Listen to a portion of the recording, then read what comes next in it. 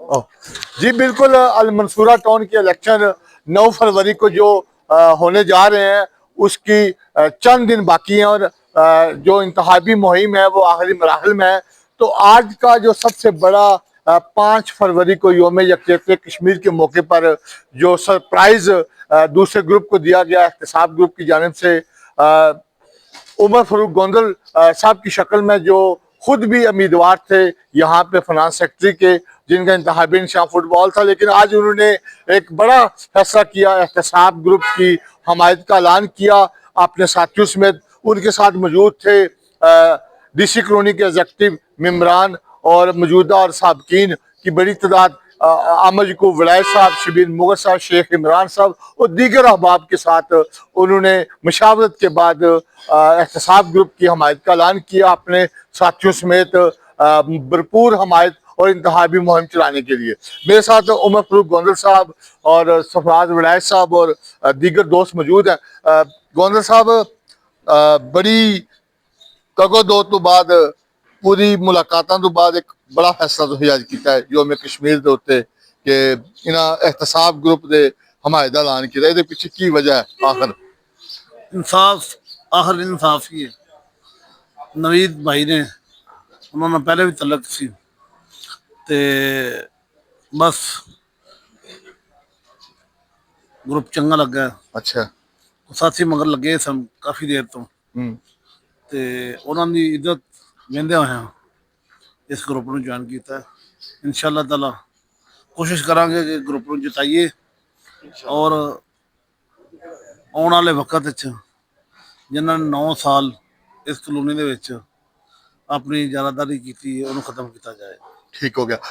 एहतसाब ग्रुप का मंशूर सिर्फ सोसाइटी की फलाह बहबूद तामीर तरक्की, जिहड़ा तुहाडा भी मेरा DC कॉलोनी दे विच भी यही रहा।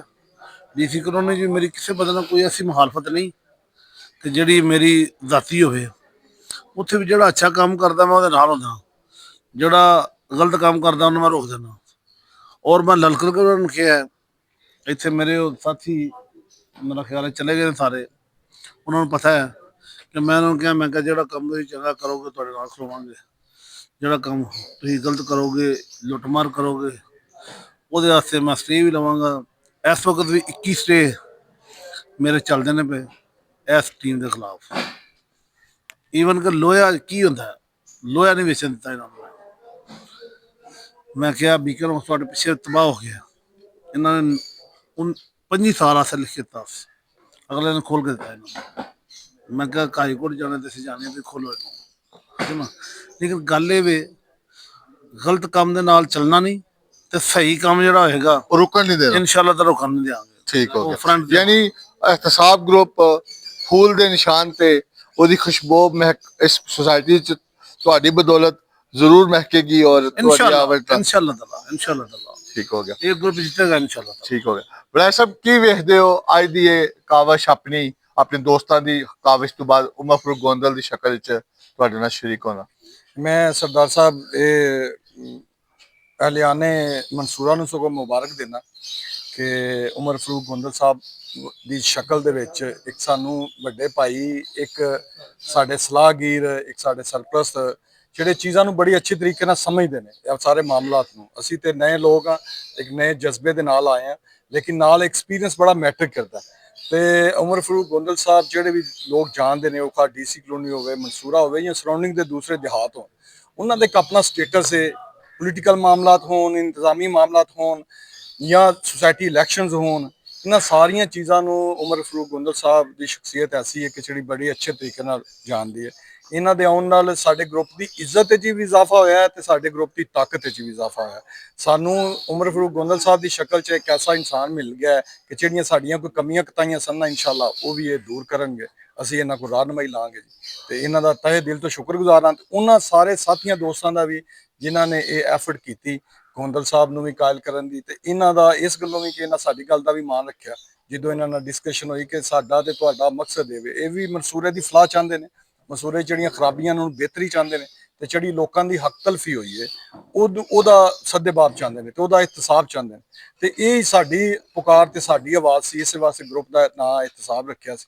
ਤੇ ਇਹਨਾਂ ਨੂੰ ਰਿਕੁਐਸਟ ਕੀਤੀ ਕਿ ਤੁਸੀਂ ਸਾਡੀ ਰਾਹਨੁਮਾਈ ਕਰੋ, ਤੇ ਅੱਲਾ ਦਾ ਸ਼ੁਕਰ ਹੈ ਉਹਨਾਂ ਨੇ ਸਾਡੀ ਉਸ ਦਰਖਾਸਤ ਨੂੰ ਕਬੂਲ ਕੀਤਾ ਤੇ ਸਾਡੇ ਗਰੁੱਪ ਨੂੰ ਜੁਆਇਨ ਕੀਤਾ। ਮੈਂ ਬੜਾ ਸ਼ੁਕਰਗੁਜ਼ਾਰ ਹਾਂ ਜੀ ਇਹਨਾਂ ਦਾ।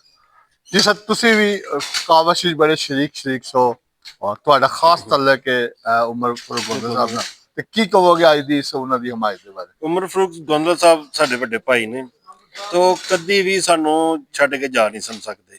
ਇਸ ਗੱਲ ਦਾ ਸਾਨੂੰ ਪਹਿਲੇ ਦਿਨ ਤੋਂ ਯਕੀਨ ਸੀ, ਲੇਕਿਨ ਇਹ ਨਹੀਂ ਸੀ ਪਤਾ ਕਿ ਉਹ ਇਲੈਕਸ਼ਨ ਜ਼ਰੂਰ ਲੜਨਗੇ।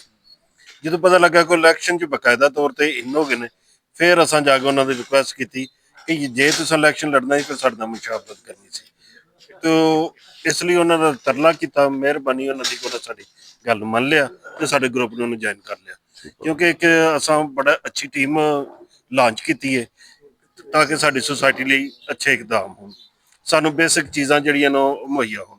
ਠੀਕ ਹੋ ਤੇ ਅੱਲਾ ਦਾ ਸ਼ੁਕਰ ਹੈ ਕਿ ਗੋਂਦਲ ਸਾਹਿਬ ਵੀ ਸਾਡੀ ਟੀਮ ਦਾ ਹਿੱਸਾ ਨੇ ਹੁਣ, ਤੇ ਇਨਸ਼ਾਅੱਲਾ ਤਾਲਾ ਹੀ ਆਪਣੀ ਸੁਸਾਇਟੀ ਲਈ ਬਿਹਤਰੀ ਲਈ ਸਾਰੀਆਂ ਕੋਸ਼ਿਸ਼ਾਂ ਕਰਾਂਗੇ ਇਨਸ਼ਾਅੱਲਾ ਤਾਲਾ। ਠੀਕ ਹੋ ਗਿਆ ਸਰ, ਤੁਸੀਂ ਵੀ ਉਹਨਾਂ ਲੋਕਾਂ 'ਚ ਸ਼ਾਮਲ ਹੋ ਕਿ ਗੋਂਦਲ ਸਾਹਿਬ ਨੇ ਜਿਹੜਾ ਸਲਾਹ ਤੋਂ ਬਾਅਦ ਇਹ ਫੈਸਲਾ ਕੀਤਾ, ਕੀ ਕਹੋਗੇ ਇਹਨਾਂ ਦੀ?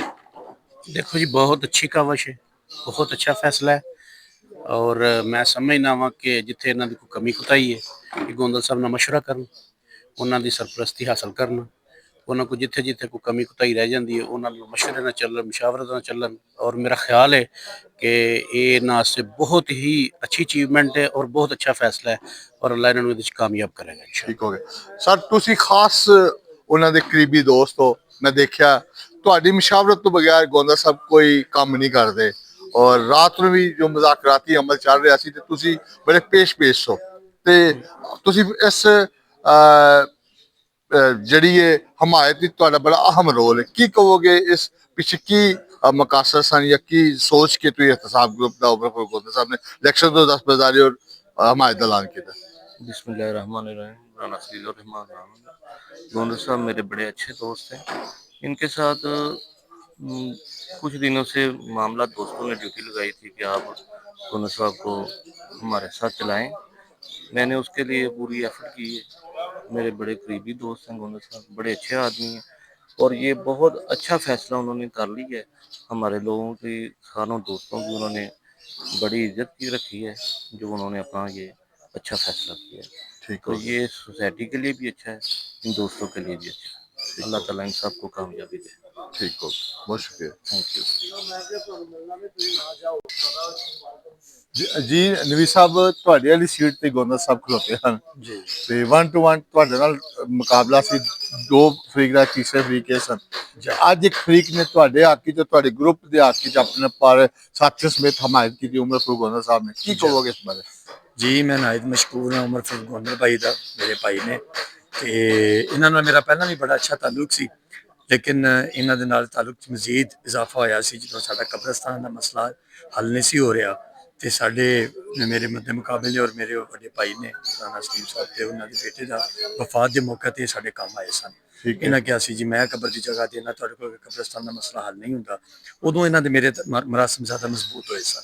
ਅੱਜ ਉਹੀ ਮਰਾਸਮ ਔਰ ਨਾਲ ਜਿਹੜੇ ਦੋਸਤ ਅਹਿਬਾਬ ਨੇ ਜਿਹੜੇ ਇਹਤਸਾਬ ਗਰੁੱਪ ਦੇ ਮਿਸ਼ਨ ਦੇ ਨਾਲ ਖੜੇ ਨੇ, ਮਨਸ਼ੂਰ ਦੇ ਨਾਲ ਖੜੇ ਨੇ, ਉਹਨਾਂ ਨੇ ਇਹਨਾਂ ਨੂੰ ਮਿਲ ਕੇ ਰਿਕੁਐਸਟ ਕੀਤੀ ਔਰ ਇਹਨਾਂ ਰਿਕੁਐਸਟ ਤਸਲੀਮ ਕਰਕੇ ਇਹ ਸਾਡੇ ਨਾਲ ਸ਼ਾਮਲ ਹੋ ਗਏ ਨੇ।